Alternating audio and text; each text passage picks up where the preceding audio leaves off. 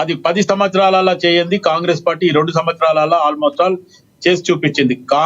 BRS ఎన్నైతే అబద్ధాలు మాట్లాడిందో ఇదే కేసీఆర్ ఏమన్నాడు, నేను దళితుని ముఖ్యమంత్రి చేస్తా అన్నాడు, లేదంటే మెడగోసుకుంటా అన్నాడు, కావాలి కుక్కలాగుంటా అన్నాడు, దళిత బంద్ అన్నాడు, అది హుజురాబాద్ కే పరిమితం అయిపోయింది. ఇట్లా ఆలోచించుకుపోతే దళితులకు 3 ఎకరాలు అన్నాడు, బీసీలకు బీసీ బంద్ అన్నాడు. ఏం చేసిండు?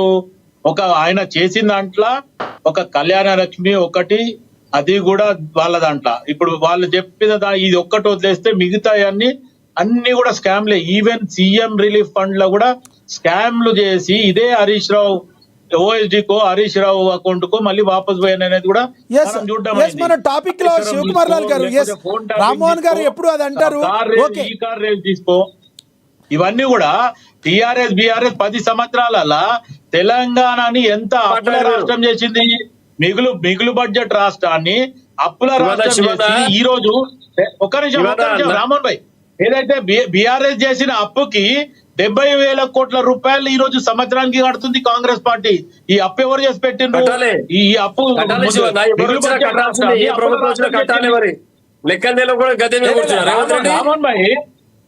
రామోహన్ భాయ్ నేనేం చెప్తున్నా, టిఆర్ఎస్ ఎప్పుడైతే అధికారంలో టిఆర్ఎస్ వచ్చిందో తెలంగాణలో అప్పట్లో ఉన్న కేసీఆర్ విజయశాంతి తప్ప టిఆర్ఎస్ కేని కానీ ఈ ఇద్దరు తప్ప ఎవరు లేరు. దాని తర్వాత పార్లమెంట్ లో బిల్లు పెట్టినప్పుడు కేసీఆర్ కూడా లేడు, ఒక విజయశాంతి తప్ప కాంగ్రెస్ ఎంపీలు తర్వాత మనకు మద్దతు ఇచ్చిన వాళ్ళదంట.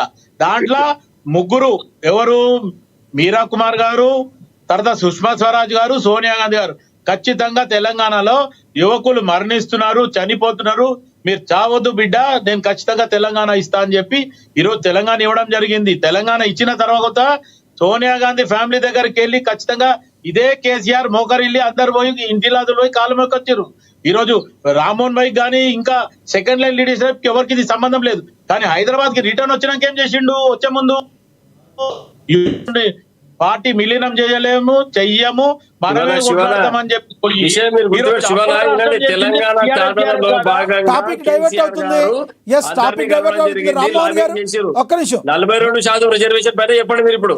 రామ్మోహన్ గారు ఒక్క నిమిషం. రామ్మోహన్ భాయ్, మీరు ఇప్పటిదాకా మీరు చెప్పిండ్రు, నేను చెప్పిన తర్వాత మీరు మళ్ళీ కౌంటర్ చెప్పండి, నేను కాదంటలే. కానీ 42% చెప్పండి, కౌంటర్ చేస్తలే నేను.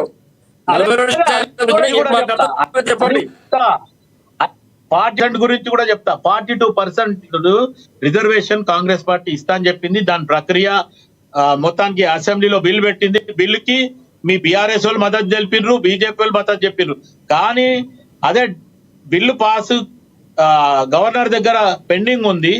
దాని తర్వాత ఏదైతే జూలై 30 తారీఖు కరెక్ట్ గా ఎలక్షన్ మీరు చేయాలి అని చెప్పి హైకోర్టు ఒక ఫైనల్ డేట్ ఇచ్చినందుకు కాంగ్రెస్ పార్టీ మళ్ళీ ఆర్డినెన్స్ తీసుకొచ్చింది. ఆర్డినెన్స్ తీసుకొచ్చిన తర్వాత అక్కడ కూడా అటు రాష్ట్రపతి గాని ఇటు గవర్నర్ గారు కానీ రెస్పాన్స్ లేకపోతే జంతర్ మంతర్ దగ్గర మీటింగ్ పెట్టడం జరిగింది.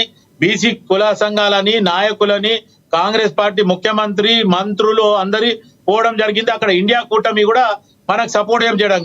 తర్వాత ఒకరోజు వాయిదా తీర్మానం చేయమని చెప్పి పార్లమెంట్ లో రండి కలిసిపోదామంటే బీజేపీ వాళ్ళు సత్యమరా అని చెప్పి రాలేదు. బీఆర్ఎస్ వాళ్ళు రాజ్యసభలో రమ్మంటే వాళ్ళు రాలేదు. నిన్న రాత్రి ఏదో ఒక మీటింగ్ జరిగితే జూబ్లీస్ బై ఎలక్షన్ లో ఒక మీటింగ్ జరిగితే కేటీఆర్ పక్కన కూర్చొని తల్లసాని శ్రీనివాస్ యాదవ్, మా శ్రీనివాస్ యాదవ్ సనత్నగర్ కాన్స్టిట్యున్సీ, ఆయనతో చెప్పిపిస్తుండు కేటీఆర్. మరి కేటీఆర్ ఎందుకు చెప్తలేడు అదే మాట? ఈ రోజు బీసీల గురించి మాట్లాడి ఇంకొక బీసీని అడ్డం పెట్టుకుంటుండు. అంటే శ్రీనివాస్ యాదవ్ ఒక్కొనికే తెలుసు, లేకపోతే కేటీఆర్ కి తెలియదా?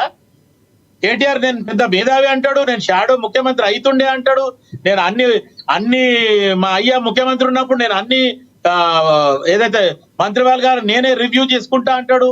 అటువంటికి ఈ బీసీ దాంట్లో ఇవ్వడానికి లేదా? గతంలో 33% ఉంటే 23% వీళ్ళు బీసీలకు ఇచ్చిండ్రు. ఈ రోజు వీళ్ళు మాట్లాడడానికి ఎక్కడ కూడా బీఆర్ఎస్ వాళ్ళకు నైతిక హక్కు లేదు. 33 ఉన్నప్పుడు 33 ఇచ్చేది ఉండే. ఇప్పుడు ఈ రోజు కాంగ్రెస్ పార్టీ 42% ఇస్తా అని చెప్పింది, ముందుకు పోయింది. ఆ ప్రక్రియ మొత్తం కంప్లీట్ అయింది.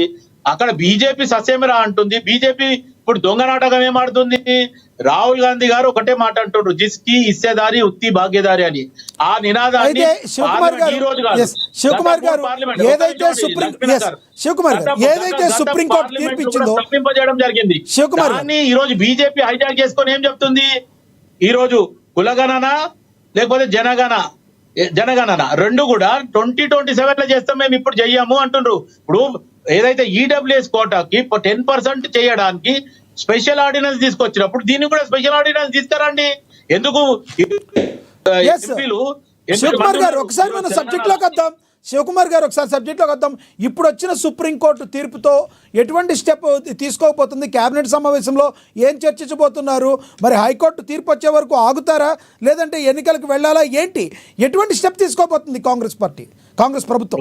కాంగ్రెస్ పార్టీ నిర్ణయం ఏదైతే తీసుకుందో దాన్ని మళ్ళీ ఏదైతే హైకోర్టులో ఏదైతే స్టే 1.5 month కి స్టే ఇచ్చిందో, 4 వారాలు అది 2 వారాలు ఇది 1.5 month అంటే ఆ స్టే ఇచ్చిన దానికి ఈ రోజు సుప్రీంకోర్టు పోతామని చెప్పి ముఖ్యమంత్రి గారు చెప్పిండ్రు. ఆ తర్జన భర్జన జరుగుతుంది. ఎవరైతే మేధావులు ఉన్నారో లేకపోతే సుప్రీంకోర్టు అడ్వకేట్లు ఉన్నారో వాళ్ళతో కూడా అడ్వైస్ తీసుకోవడం జరుగుతుంది. ఏ రకంగా, ఎందుకంటే 10% ఈడబ్ల్యూఎస్ ఇచ్చింది బీజేపీ ప్రభుత్వం, దానికి ఎక్కడ కూడా అప్పుడు 50% మించదా? అంటే వాళ్ళ ఒక స్పెషల్ ఆర్డినెన్స్ తీసుకొచ్చి వాళ్ళకు అవసరం అనుకున్నప్పుడు చేయడానికి వస్తుంది. ఇటు ప్రజా సమస్యల్లో బీసీలకు 42% కాంగ్రెస్ పార్టీ ఇస్తున్న దాన్ని కూడా మీరు చెయ్యండి, స్పెషల్ ఆర్డినెన్స్ తీసుకొని దాన్ని తీసుకొచ్చి సుప్రీంకోర్టు కీలక తీర్పుని ఇచ్చింది కదా శివలాల్ గారు. సుప్రీంకోర్టు కీలకమైన తీర్పు ఇచ్చేసింది. పిటిషన్ విచారించేందుకు దిశభ్య ధర్మాసనం నిరాకరించింది.